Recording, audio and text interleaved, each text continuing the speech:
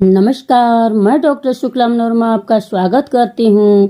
तो चलिए most important top 10 question मैं कवर करती हूँ। तो पहला क्वेश्चन ए रहा, विकास का शीर्षगामी सिद्धांत प्रतिपादित करता है कि, ऑप्शन सुनिएगा, ए विकास सिर से पांव तक होता है, बी विकास केंद्र से छोरों तक होता है, सी विकास पैर से सिर की ओर होता है और डी विकास छोरों से केंद्र की ओर होता है। चलिए आप लोग बताइए, कमेंट कीजिए। ऑप्शन ए सही है, विकास सिर से पांव तक होता है। चलिए इसका हम लोग व्याख्या कर लेते हैं। विकास का शीर्षगामी सिद्धांत प्रतिपादित करता है कि विकास सिर से पांव की ओर होता है, अर्थात सबसे पहले मस्तिष्क क्षेत्र, फिर धड़ क्षेत्र तथा सबसे अंत में पैर क्षेत्र, फिर शरीर के विभिन्न अंगों का विकास होता है। अब दूसरा क्वेश्चन देख लेते हैं। पियाजे के सिद्धांत में संज्ञानात्मक प्रणाली के लिए स्कीमाओं को पुनर्व्यवस्थित करना, उन्हें स्कीमाओं से जोड़ने का क्या कहा जाता है? ये ऑप्शन सुनिएगा, समायोजन, बी है अनुकूलन, सी है संगठन और डी है परिपक्वता। चलिए कमेंट कीजिए, आप लोग बताइए। दूसरा का आंसर बताइएगा। दूसरा का आंसर सी है संगठन। पियाजे के सिद्धांत में संज्ञानात्मक प्रणाली के लिए स्कीमाओं को पुनर्व्यवस्थित करना, उन्हें स्कीमाओं से जोड़ने को संगठन कहा जाता है। अब चलिए तीसरा क्वेश्चन हम लोग देखते हैं। निम्नलिखित में से कौन सा कारक आकलन संबंधी पूर्वाग्रह में योगदान नहीं करता है? इसका क्वेश्चन नहीं करता है, इस पर ध्यान दीजिएगा। ए ऑप्शन है, जब जांच और जांचकर्ता की भाषा छात्रों की भाषा से भिन्न है, बी है मध्यम वर्गीय मूल्यों का समर्थन करने वाले उत्तर, सी है यदि आकलन पद्धति लचीली और विविधता युक्त हो जिससे सुविधा वंचित छात्र सहज हो सके, डी है छात्र की अमूर्त रूप से तर्क करने की क्षमता के आकलन हेतु वस्तुनिष्ठ परीक्षण। चलिए आप लोग कमेंट कीजिए, बताइए। तीसरा का आंसर सी होगा, यदि आकलन पद्धति लचीली और विविधता युक्त हो जिससे सुविधा वंचित छात्र सहज हो सके। तो चलिए अब हम लोग चौथा क्वेश्चन देखते हैं।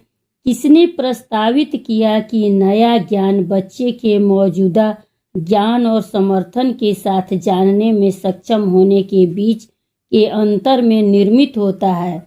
ये है लेव वायगोस्की, बी है जीन पियाजे, सी है हावर्ड गार्डनर और डी है इवान पावलोव। चलिए चौथा का बताइए। चौथा का आंसर ए है लेव वायगोस्की। इसका चलिए हम लोग कवर कर लेते हैं व्याख्या।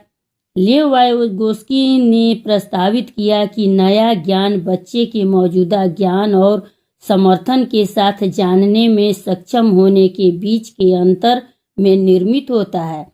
इसके अनुसार अधिगम सर्वप्रथम बालक तथा वयस्क, जिसमें जो अधिक ज्ञानवान होगा वे बीच होता है।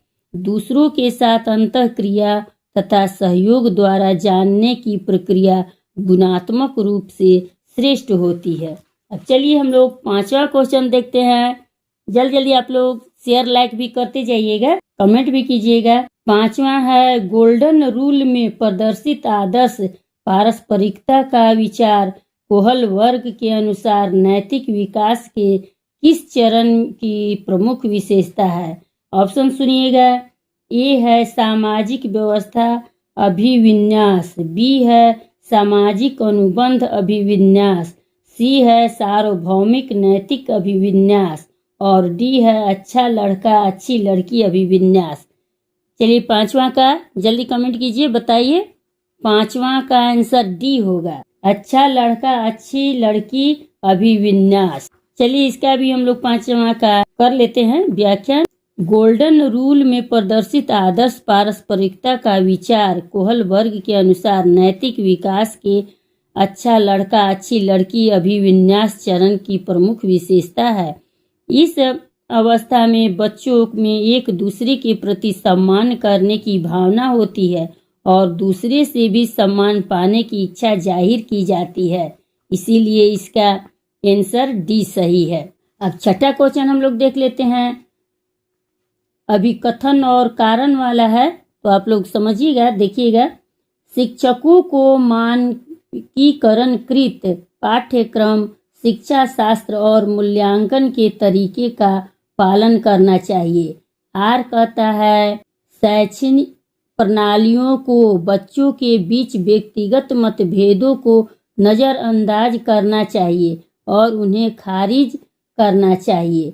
सही विकल्प चुनें। ए और आर दोनों सही है और आर सही व्याख्या करता है ए की, और दूसरा है ए और आर दोनों सही है लेकिन आर सही व्याख्या नहीं की है, और तीसरा है ए सही है लेकिन आर गलत है, और डी में है ए और आर दोनों गलत है। आप लोग बताइए, कमेंट कीजिए। छठा का आंसर डी होगा, ए सही है लेकिन आर गलत है। अब चलिए सातवां क्वेश्चन हम लोग देख लेते हैं। निम्नलिखित में से कौन सा कथन सामाजिक रचनात्मक दृष्टिकोण के अनुसार भाषा और विचार के बीच संबंध का सही वर्णन करता है? ऑप्शन सुनिएगा। ए है भाषा विचार निर्धारित करती है, बी है विचार भाषा द्वारा शासित और निर्देशित होता है, सी है भाषा और विचार के बीच संबंध द्विदिशात्मक है, और डी है भाषा और विचार स्वतंत्र संज्ञानात्मक क्षमताएं हैं। सातवां का बताइए, कमेंट कीजिए आप लोग। सातवां का सी आंसर सही है, भाषा और विचार के बीच संबंध द्विदिशात्मक है। अब चलिए आठवां क्वेश्चन देखते हैं हम लोग। निम्नलिखित में से कौन सी प्रथा शिक्षा में समावेशन को बढ़ावा देती है? ऑप्शन सुनिएगा। ए है छात्रों को शारीरिक दंड, बी है प्रतियोगी परीक्षाओं के लिए सीखना, सी है विविधता का सम्मान, और डी है मानकीकरण पाठ्यक्रम। चलिए आठवां क्वेश्चन का बताइएगा। आठवां क्वेश्चन का आंसर कमेंट कीजिए। आठवां क्वेश्चन का आंसर सी है, विविधता का सम्मान। चलिए इसका हम लोग कवर कर लेते हैं व्याख्या द्वारा। विविधता का सम्मान करने की प्रथा शिक्षा में समावेशी को बढ़ावा देती है। शिक्षा में समावेशन से तात्पर्य है कि व्यक्तिगत विभिन्नताओं के बावजूद सभी छात्र एक ही स्कूल में पढ़ते हैं। समावेशन एक प्रक्रिया है जिसमें प्रत्येक विद्यालय को दैहिक, संवेगात्मक और सीखने की आवश्यकता को पूरा करने के लिए संसाधनों का विस्तार करना होता है। यह दिव्यांग बालकों को भी उनके व्यक्तिगत अधिकारों के रूप में स्वीकार करता है। यह विशिष्ट बच्चों को आत्मनिर्भर बनाकर उन्हें समाज की मुख्य धारा से जोड़ता है। अब चलिए हम लोग नवा क्वेश्चन देखते हैं। विभिन्न भाषाई पहचान वाले शिक्षार्थियों वाली कक्षा में एक शिक्षक को किसका अभ्यास करना चाहिए? अब ए ऑप्शन सुनिएगा, बहुभाषावाद, बी ऑप्शन है अलगाववाद, सी में ऑप्शन है नामीकरण, और डी ऑप्शन है रूढ़िबद्धता। चलिए कमेंट कीजिए, नवा का आंसर बताइए आप लोग।